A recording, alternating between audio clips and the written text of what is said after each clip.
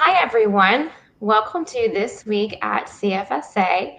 We have all entered March of 2021, and I'm excited to announce our theme for this month is buying local food. I am here with Patricia Parker from In Good Heart Farm, and we're going to be talking about CSAs. So what a CSA is, it stands for Community Supported Agriculture. And this is a program that a lot of local farms run where you can buy into the farm early in the season and receive a weekly, bi-weekly, monthly box of food throughout a certain season or maybe throughout the full year. Many farms are offering these CSA signups right now, and we'll hear a little bit later about how you can find these farms. But that's what we're going to focus on this morning. And I do want to point out CSAs, while mostly they are produce, you can also find CSAs for meats, specialty items like mushrooms and stuff like that. The great thing about a CSA is that it's very seasonal, so you'll be getting fresh produce from farms that are in season. With that, I'd like to start out, Patricia, can you just tell us a little bit about your farm? Sure. We're located sort of right between Pittsboro and Siler City, off of 64. We are located on a farm that was once stewarded by the late Bill Dow. This was the first certified organic farm in North Carolina in the early 1980s. We have a little over 20 acres. Most of it's in woods. We've got 2 acres in garden, terraced garden, southward sloping, and 3 acres in orchard, which is blueberries, apples, and pears. Mostly we're growing more. We have plans for more. We are not organic certified, but we very much practice organic and more than organic agriculture. And we've been farming. We've been here on this land since 2016. And we farmed in Clayton before that, where Jen Sanford at Chickadee Farms is currently farming. Okay, thanks for that information. So I do know that your farm does have a CSA program. I'm curious, how many families do you serve through your CSA program, and is that an important piece of the farm for you guys? So yeah, we have 85 people signed up for our spring CSA. We have 75 spots for our fall, and then we're going to probably open up about 50 for our winter. We currently are doing our winter CSA, and we have 54 families signed up. What did you ask me about the CSA? I'm sorry. No, that's fine. Oh, is it important? Yeah, is the CSA like an important part of your farm? It is the backbone of our farm. So from just the income wise, CSA accounts for a little over 50% of our income. We also sell to a few restaurants, to the local co-op, and we attend a few markets. But CSA also they do more. They act as our bank, right? So they do basically low interest loans. They get paid back in beautiful fresh produce for funding us early in the season. But our CSA members, we've been doing this for 12 years now. We have some members who've been with us the whole time. And they become, a lot of them, like friends and family. We watch their children grow up, or their dogs, or as they grow their families. And our CSA members, even when we moved, we have planting parties and stuff like that at our farm, which helps bring CSA members to the farm and tie to their food, but also helps us plant, right? Many hands make light work. And when we moved farms from Clayton to here, our CSA members actually literally moved our farm for us in a weekend. So they're super important, is the short of it. That's amazing. I love that you help your CSA members engage in your farm. I'm sure that that's a really neat piece for them to be able to do. Um, so with your CSA, what can people expect? You know, do you have different sizes, share sizes for CSAs? Is it all the same? And what's some of the produce or fruit that people can see in those CSA boxes? Okay, so our everything in our CSA is 100% grown by us. We have the gamut of CSA share sizes because we found that people like having that choice. So we have what in the spring and fall we have small, regular, large, and extra large. The extra large people are really hardcore. They're getting like $60 worth of produce every week. Um, and a lot of them actually also have gardens. They're just they're produce crazy, and they're awesome. So we had to create that, but we usually only have about 3 or 4 of the extra large. Most people are small or regular, choose small or regular share sizes, which are about 7 to 8 produce items. They're both the same size. The small is every other week is the pickup, and the regulars they pick the same amount up every single week. And we do the fall and spring CSAs are run for 10 weeks. So a small would get 5 of 10 weeks, and the regular would get 10 of 10 weeks of produce. Large shares get 10 to 11 items, and extra larges get 14 to 15 items. Those are usually different items. Now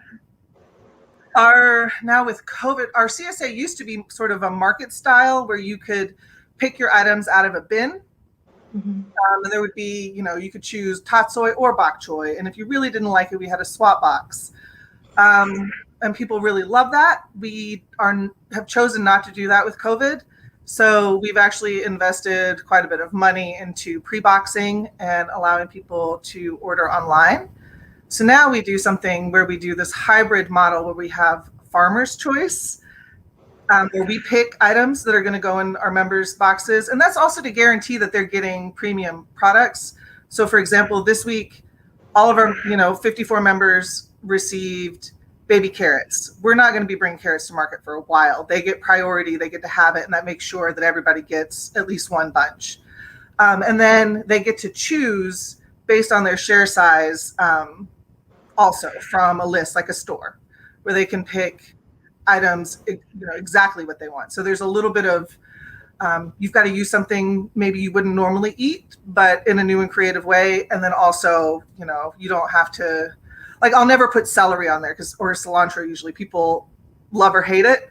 I don't want anybody to get a share and then be like, oh, I got this, and be bummed. I want them to be happy about what they're getting. That's great information. And I'd like to take a minute to talk to those viewers out there who might be thinking about getting into, to ordering a CSA and what questions they might ask the farmers. Patricia, I'm sure you've heard some of these questions, and I'm glad you touched on some of them as far as your program goes. But if anyone out there is interested in getting a CSA, we have some questions that you might want to ask the farmer. One of those questions is, how many people does this weekly box feed? So like Patricia was saying, her different share sizes there, that's a good thing to ask farmers to make sure that you're getting the right amount of produce for your family. Another good question is, would the farmer be able to hold boxes or skip a week? So a lot of people go on vacation and things like that, and you have this box of produce that you don't want to go to waste. That's another good question. And if you do miss a week, are there any makeup weeks and things like that? So that's something that you could talk to the farm about. Another question, and I love this one, is will you provide recipes or information on unusual vegetables? So I know a lot of farmers like to try new things, whether it's a new crop or a new variety, and incorporating those into CSAs is great. But you can ask the farmer, when you get these unusual vegetables, will they provide any information on how to cook the vegetables or integrate them into recipes and things that you usually eat? So if you are interested in looking into CSA programs, I think those would be some really great questions to ask the farmer. So I'd like to address a little piece for those farmers out there who are watching us. and maybe you're thinking about getting into a CSA program. And Patricia, I want to ask you, what advice would you give to farmers who are looking at doing a CSA on their farm? Um, so I think the first thing, the most important thing is to start with your existing community. For me, CSA does exist on a spectrum, and that's something that I think is important for people to understand too. Where like there's a perfectly pure CSA is a farm that doesn't grow for anything else. They don't grow for market or for wholesale. All of their produce goes to CSA members, and actually all of their members work on the farm. That is how Robin Van En and I've just blanked on a name, of course, but that's the first people who started CSA in the United States. That's how they modeled their CSA. And then, of course, you have aggregates too. There are people who buy from lots of local farms, and then they put together what they call a CSA box, where you get to order what you want. I feel like we are a little bit closer to pure, but not totally, because we obviously have other markets. But for us, the very first word in CSA is community. So while it is a marketing model, that is not the primary thing for us. Like I said, our CSA members have been very important to us. We also barter with a lot of our members. We have work share members, and you start to have relationships that exist outside of markets as you know them. It's different than going to the grocery store. So for people, to just decide what kind of CSA do you want to be. If you're starting a CSA, do you want it to be very community oriented? Or are you really looking for, having people pay you early and providing them with a service? For me, again, I would say it's important to start with your community. So your community can give you feedback. It maybe is coworkers, family, friends, neighbors, because you're not going to do everything perfect the first few years, and they're going to be more likely to give you really honest feedback and not ditch you if you screw up. What else about starting a CSA? I took a few notes. What else? Grow slowly. We started out, I thought Ben was insane. That's my partner. I was in graduate school at NC State for sociology, working on my PhD, while we started farming, and he was working for another farmer full time. And we started our CSA with 30 people. He managed it, but it was kind of crazy. And then, we slowly over time, we're at 80 now. We have demand where we could have more, but we really, because community is important, we want to know our members. And if I don't know your face, I don't know your name, I don't know a little bit about you, it makes me feel a little weird that you're in the CSA and I don't know you yet. So growing slow helps for that, just getting to know people, but also, not stressing yourself out or feeling like you're going to disappoint your members if you can't grow as much as you wanted to. Definitely do your market research, talk to other CSA farmers, and ask for input from your CSA members, or people who are planning on joining your CSA. Also know that just because you can grow it and people want you to grow it doesn't mean you have to. Some things just are not worth it. But then also, for a long time, carrots weren't profitable for us, for example, or strawberries. They're kind of a pain. We don't grow strawberries for market. We grow them 100% for CSA because they are so awesome to us. That's sort of our payment to them. Like, you get to have these beautiful strawberries, organic strawberries, every spring. And to give opportunities for on-farm connection, have your newsletter, talk about what's happening on your farm, the good, the bad, and the ugly, pictures, recipes. I'm always open to text messages when people don't know what they have, to send me a picture and say, what is this? How do I use this? And pre-COVID, we always had a potluck and a planting party in the spring, and our October feast, and was usually sometimes a potato harvest or onion harvest, and then October feast in the fall, where we all just eat together. And those on-farm events are important, and they're great. People, especially, excuse me, We have members that live in Raleigh, because that's sort of where we started when I was going to NC State, who don't get out, and it's sort of good for mental health to just come out to the farm. So yeah. That's great. I'm glad that you mentioned the community part of it, because I think that that's really important. And, for consumers out there who are wondering if a CSA is right for them, I think that that's a really good piece to keep in mind is, if you're supporting local farms, you are supporting your local community, and being part of that, local food community, I think is really important. And so there's a lot of rewards to be had by entering into a CSA program, both on the side of the farmer and the consumer. So check out local farms in your area and ask them those questions and see if it might be a good fit for you and your family. I'd like to introduce Mary Beth Miller now with CFSA. She created a map last year in response to the COVID-19 pandemic to help connect people with local farms. So Mary Beth, I want to hand this over to you so that you can show our viewers how to find local produce.